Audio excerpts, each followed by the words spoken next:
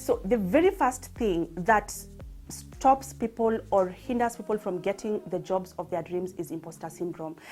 So imposter syndrome is a deep-seated belief that you are an imposter, you are a fraud, you're not valuable. And when someone congratulates you and tells you, Nelima, I thought you did very well on that task, you're going to think that they're just saying that to be nice. It's not true. You're constantly feeling that people are going to find out that you're not as good as you're not as good as you are.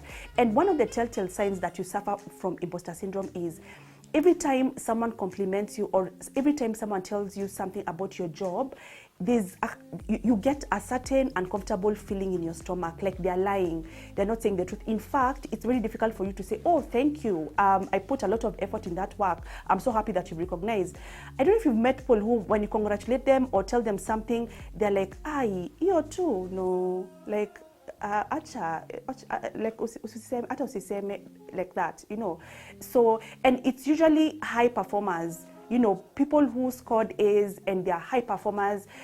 Sometimes imposter syndrome, what it does is, because you're a high achiever, you have unrealistic expectations about what you need to deliver. So you could deliver 90%, but just because you've not done the 10%, you're like, I'm a total failure, I'm a total loser. So what that does is, even when you're negotiating for salaries, you'll feel like just because you're not able to do the 10% or 5%, you deserve to be paid the least amount of money that someone needs to be paid.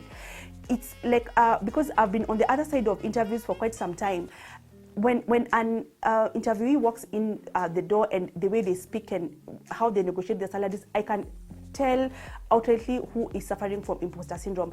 And what the sad thing is, it's high performers. It's not average performers. In fact, people who are average and below average performers, they don't struggle with imposter syndrome. They'll come for interviews and say they want like 500,000 and they don't have anything to show for it. And high performers, people who you can tell they're very good at what they do, like you see, you ask them, so like, what is your salary expectation? Mimi nipate tu kitu yoyote tu nitachukua. So now you see, if you meet someone in their panel, and there are many employers who will take advantage of you because, they